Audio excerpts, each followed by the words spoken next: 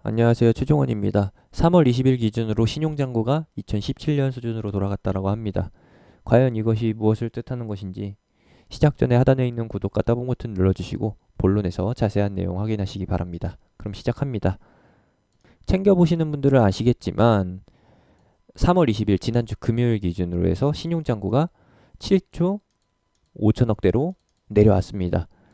한때 2월에서 3월 넘어오는 사이에 10조까지 늘어났었던 신용잔고가 7조대로 내려왔다라는 것이죠.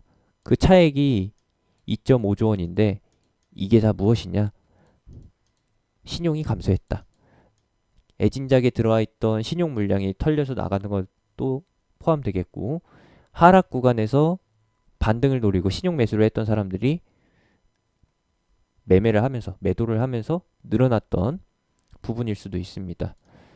2.5조 규모면은 꽤나 큽니다. 엄청나게 커요. 이것이 무엇을 뜻하느냐? 사실 처음부터 결론을 말씀드린다라고 하면은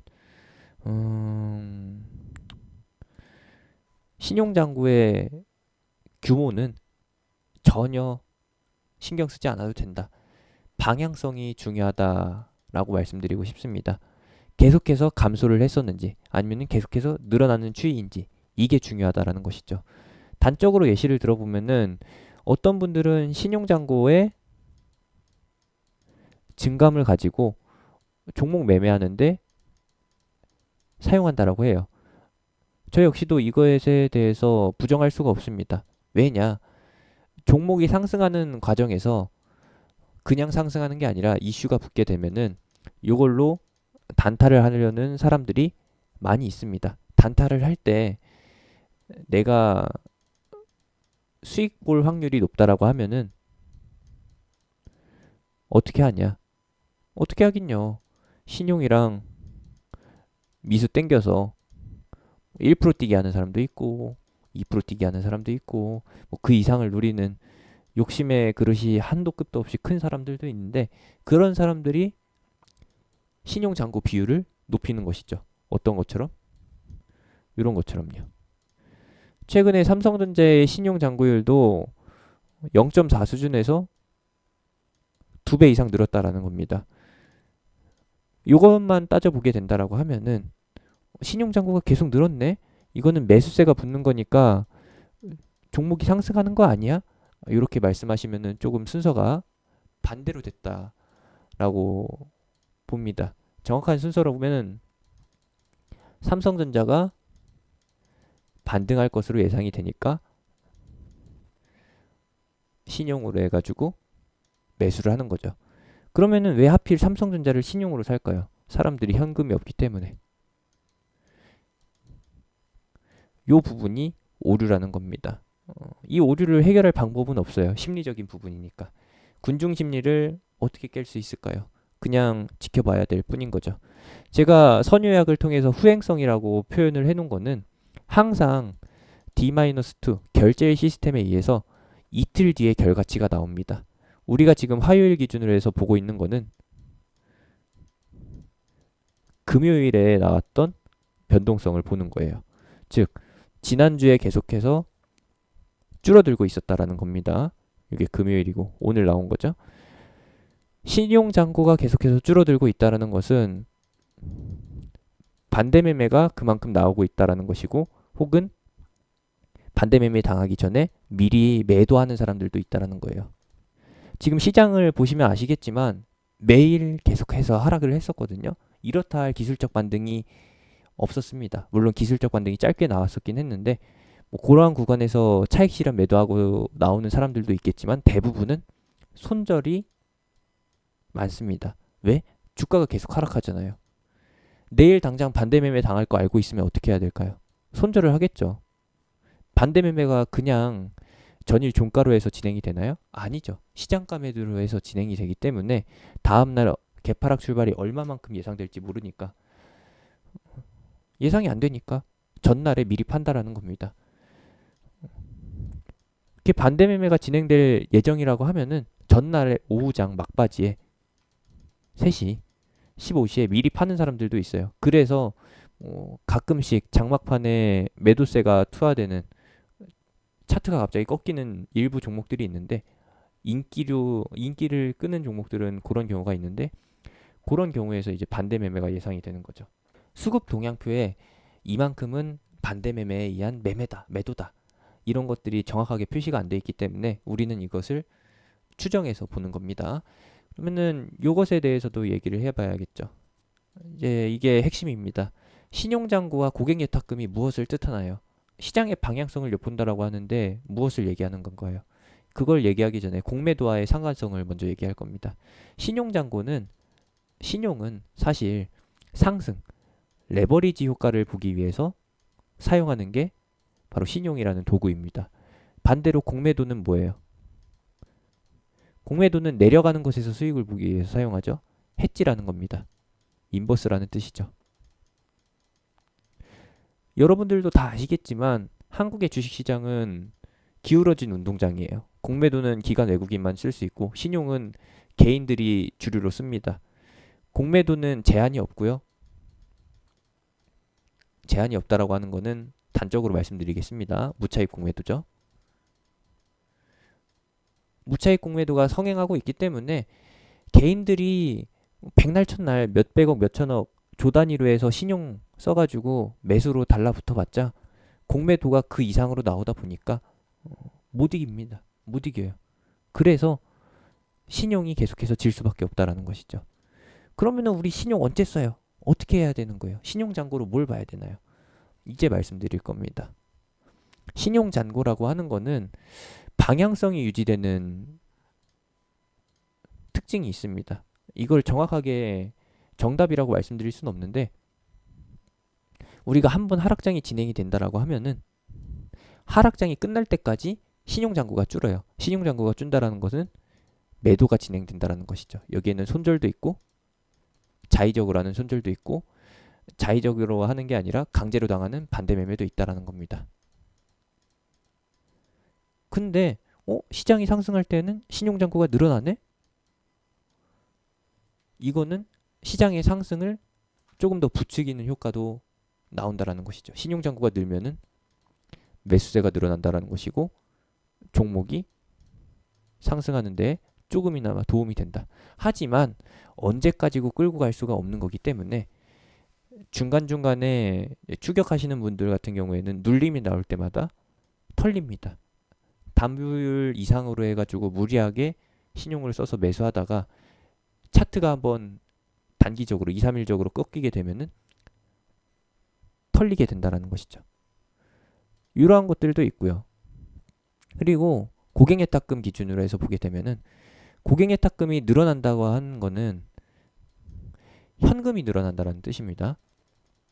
고객예탁금은 현금과 같은 말이에요. 고객예탁금이 늘어나는 이러한 패턴은 뭐예요?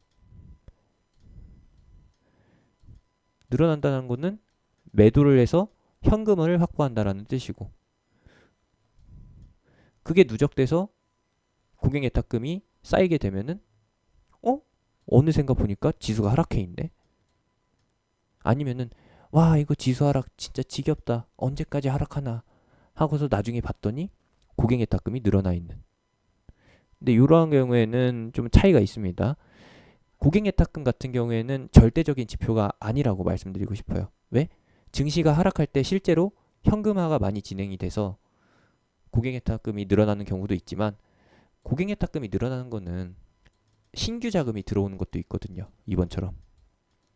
근데 이번에는 신규 자금이 들어오는 것보다 외국인의 매도가 훨씬 더 컸습니다. 외국인이 주도한 하락장이잖아요. 그래서 분명히 확실하게 알 수 있는 거는 이 기다란 상승세에는 외국인의 현금이 포함되어 있고 결국에는 외국인이 현금을 사용한다라고 하면은 매수를 한다라고 하면은 고객예탁금을 매수에 사용한다라고 하면은 지수는 반등할 것이고 매수하는 만큼 고객예탁금은 줄겠죠. 요렇게 해서 보시면 된다라는 겁니다. 만약에 현금화를 진행했던 외국인이 고객예탁금을 출금한다라고 하면은 한국 시장에서 떠난다라고 하면은 이거는 조금 달라질 수가 있습니다. 얘기가 달라진다라는 것이죠. 그렇게 되면은 차트는 꺾이게 되겠지만 고객의탁금 지표는 꺾이게 되겠지만 시장 반등은 없는 이러한 상황도 나타날 수 있다라는 거. 근데 이게 정답이 없습니다. 항상 상황이 변하기 때문에. 과거를 따져보게 되면은 작년 같은 경우에는 어떤 현상이 있었느냐? 고객예탁금을 먼저 볼까요? 고객예탁금이 한창 늘어날 때 지수가 거의 고점에 도달을 합니다. 그리고 나서 한동안 매수세가 다시 한번 진행되나 싶었더니 증시 상승에 기대하는 매수세가 붙었나 싶었더니 어쩜 고점이 더 이상 높여지지 않고 다시 한번 추락하게 됩니다. 이 말은 무엇이냐? 고객예탁금이 줄어드는 과정이 출금 과정이었다라는 것이죠. 이렇게 추정을 해볼 수가 있는 것이고 그 다음번에 고객예탁금이 2번 늘어납니다. 고객예탁금이 늘어났다가 줄어들죠. 시장이 조정을 받았다가 다시 한번 반등을 하게 됩니다. 이거는 아까 말씀드렸던 그 처음의 내용과 똑같네요. 고객예탁금을 매수하는데 사용해가지고 증시가 반등했다. 근데 반대로 보게 되면은 이 타이밍에서는 고객예탁금이 늘었다가 줄어드는데 증시가 하락을 합니다. 아, 얘는 1월과 똑같구나. 출금이구나. 항상 상황이 다릅니다. A포인트와 B포인트 같은 경우에는 출금의 경우였고 여기 C포인트 같은 경우에는 진짜로 증시 반등하는데 도움이 됐던 거니까 언제 어느 시기에 어떠한 패턴이 나올지 모른다라는 게 함정이죠. 이번에도 마찬가지로 고객예탁금이 다시 한번 줄어들게 되는데 증시가 반등을 못한다라고 하면은 그거는 출금, 한국 시장을 떠나서 새로운 시장으로 간다. 제가 추정컨대 중국으로 간다라고 보는 게 맞겠고 만약에 증시 반등 타이밍과 함께 고객예탁금 꺾이는 추이가 동시에 나타난다라고 하면은 반등 가능성이 조금 더 더해진다라는 거. 그러면은 2008년 과거 위기 때는 어땠었나요? 일반적인 차트에서는 신용잔고 추이가 1년치밖에 안 나옵니다. 1년 조금 넘네요. 근데 증시 주변 자금 추이 차트를 통해서 보게 되면은 10년 정도를 볼 수가 있죠. 2008년도 거를 보시게 되면은 이때도 역시나 신용잔고가 줄어드는 추이를 볼 수가 있습니다. 한때 신용잔고가 갑자기 늘었었는데 차트에서는 어떻게 나타났어요? 지수는 어떻게 됐나요? 일시적으로 기술적 반등을 보였으나 다시 한번 꺾이게 되죠. 그러면서 신용잔고도 줄어듭니다. 이 신용잔고가 줄어드는 거는 매도. 어떤 매도? 반대 매매에 의한 매도라는 것으로 볼 수가 있는 거고 결국에는 시장이 바닥을 찍은 시점에서 신용잔고가 더 이상 줄어들지 않게 되죠.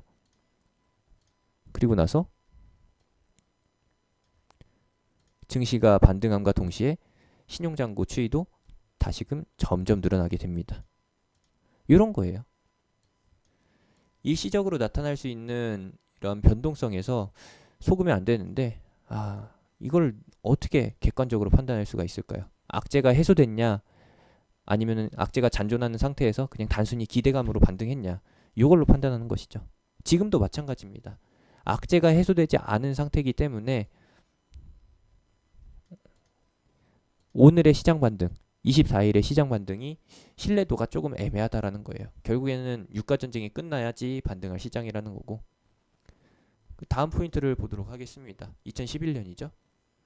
2011년 경제위기에 이어서 금융위기가 왔을 때 어떤 일이 있었느냐? 여기도 보이시잖아요. 고객예탁금이 어마어마하게 늘어났던 거.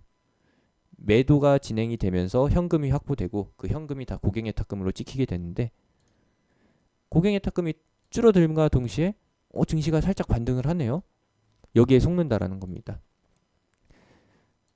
고객예탁금이 파격적으로 주는데 증시 반등은 미미합니다. 그 다음부터 고객예탁금이 이 수치까지 다시 증가를 하지 않게 되죠. 그러면은 추정컨대 이만큼은 출금을 했다라고 추정을 해볼 수가 있는 겁니다. 그 다음부터는 조금 신뢰도가 높습니다. 고객예탁금이 늘어났다 줄어드는 만큼 하락했다가 반등하고 또 늘어났다 줄어드는 만큼 하락했다 반등하고 늘어났다 줄는 만큼 하락했다 반등하고. 근데 왜 갈수록 지수의 변동폭은 커지나요? 종목들이 시장 상황이 계속해서 패대기를 치다 보니까 매수 심리가 완전히 얼어붙게 되고 사람들이 신용을 못 쓸 정도로 완전히 패닉장으로 돌아서게 되고 매수 심리가 죽다 보면은 매수 주문이 당연히 안 들어오겠죠. 매수 주문이 안 들어와 있으면은 호가가 텅텅 비게 되니까 평소에는 1% 하락할 매도세에도 마이너스 5%씩 뭐 마이너스 10%씩 그 이상으로 하락하다 보니까 어떻게 되겠어요? 하락폭이 실제보다 더 크게 된다라는 거죠. 괴리율을 보이게 되면서 착시 효과가 나타나게 된다. 이런 것들은 착시 효과다라고 보시면 되겠습니다. 물론 특정 종목들은 실제로 그만큼 하락했을 수도 있습니다. 이런 부분 감안해서 들어주시면 되겠고요.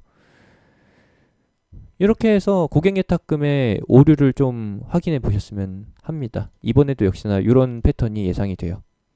결국에 일부분은 출금이 되고 일부분은 다시 매수세로 유입이 되면서 시장의 저점을 잡는데 기여를 하죠. 신용잔고도 보시면 됩니다. 계속해서 하락 추이를 유지하다가 시장이 완벽하게 저점을 찍은 상황에서 다시 한번 늘어나게 되죠. 대신에 한 번의 위기가 있을 때마다 고객예탁금의 변동이 있는데 이런 부분들까지 다 체크하면서 하기에는 불확실합니다. 이거는 지나간 결과를 보고서 말씀드리는 거기 때문에 이렇게 말씀드릴 수 있는 거지 지금과 같은 상황에서는 이것이 어떤 것을 뜻한다라고 말씀드릴 수가 없어요. 대신 그건 있죠. 시장이 저점을 잡으면서 W자 패턴 혹은 3중 바닥 패턴을 그리고서 L자 형태의 상황을 유지하고 있으면은 그 이후에 나타나는 신용잔고 증가 추이 이거는 시장 반등에 기여를 하는 매수세구나 이렇게 보면서 이제는 안심하고 매수해도 되지 않나 이렇게 판단을 내릴 수가 있는 거고 만약에 혹여라도 유가전쟁이 끝난다라는 이슈가 나오게 되면은 뭐 시장이 어느 위치에 있든 신용잔고가 어떤 변동을 보이든 그냥 묻지 말고 매수를 해야죠. 이렇게 보시면 되겠습니다. 다시 한번 정리해드리면은 고객예탁금은 현금이고 언제든지 종목 매수에 기여할 수 있다. 다만 무엇이 문제이냐? 무엇이 문제긴요? 출금할 경우에는 눈속임이 출현될 수 있다.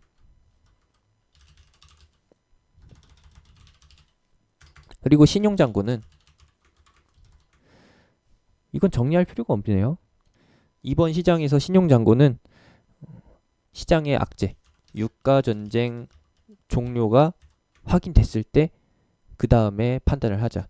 유가전쟁이 끝나고 나서 신용잔고가 늘어나게 되면은 그러면은 그거는 같이 따라가도 되는 매수세다 라고 말씀드리면서 마무리 짓겠습니다.